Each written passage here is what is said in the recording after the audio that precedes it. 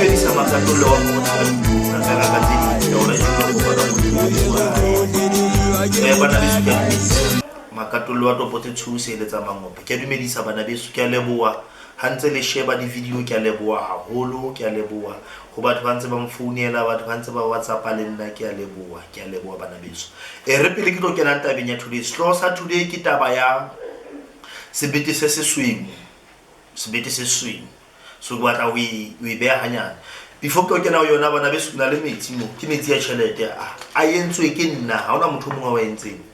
ke metsi ya chelete metsi ya nana ho batho ba gambling batho ba hlokang chelete ba rekisang wa sebedisa metsi wa itlotsa ka ona then metsi ya teng ho batho ba batlang ho nyollela chelete batho ba batlang ho ratwa ke chelete batho ba mo China batho ba casino batho ba lotto batho ba powerball metsi ke ya nana ho nna ha wa batla ke 600 but botlo la teng nyane ke 600 metsi ya nana ana le matla a matla ke 600 but ana le dintho tse o tlameang ho di etsa before wa sebedisa ke tla o jetsa ha wa reka 600 teng yeno sentse ke kentse le chelete ya wa romela ho wena hohle mo le teng ha o le around South Africa so bana beso topic ya today ke sebete se sesweu mo fukeng sebete se sesweu ke eng because sebete se sekgubedu ka ofela ra tseba sebete se sekgubedu ka Sesotho go na le lentswe lena la le adimwa lentswe le ka dingweng ho thwe ke flatter ha o ka mamela hantle flatter ke lentswe le ka reng la seZulu o go fulathela ya o jo flatter ke ngwana ya hlahileng a tswa ka maoto e seng ka hloho so that person hana go entse ya a kena dilemong tsa ho hula go kena lapeng aya bo doctor go tla hlahella e ka re ona le sebete se sesweu then sebete se sesweu phuka re se bona shwang motho yana le sebete se sesweu bana beso ha sa kene dilemong tsa ho nyala boholo ba bona ha dulelwe ke balekane hore o mmeka pontate o tla dula le motho di kgwedi tse seng kae selemo no ha ke bika batho ba chitang ha ke bika batho ba na le moleko batho be o dulang le bona ba ya hlokahana difu tla kena lenyalo la pele o dule le motho 1 year 6 months 2 years ntse le right o le monate motho a qale o kula a hlokahale lenyalo la bobedi motho a qale o kula a hlokahale ba teng batho ba jwalo motho a qale o kula a hlokahale so bana beso ke ntho eo re bitsa sebete se sesweu ye ba kwang ke ntho ye re reng ke flatter ane so motho ana le sebete se sesweu ha sa le monyane phoka re tla ke se fedisa jwang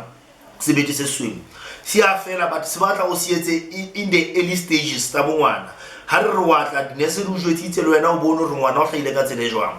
so ha o fitla hae o tlo batla lesaka ka pokotopo kapa mogoro ke rontabole ntlo ya jwang then o tlo kenya ngwana hantle ka hare ho yona ha o qeta ho mo kenya wa bua perform that ritual o montsha hantle ka hloka mo gona tlamile o tswa ka teng ya utlwana ke re bana beso ka po batla lesaka o mo kenya ka gate hantle o ntse o bua then o montsha ka hloho ka mo gona tlamile o tswa ka teng if o bona la hore ha ona lesaka rontabole ha esa leyo o batla kotopo ntsona dikotopo tse hantle tse kgonang ho tswelella ka hare tsona o perform that ritual then ntho yeno wa bua o bue ha o qeta o yotsa jalo ka nnete ya makoma o tla bo qetile bothata bono wa bua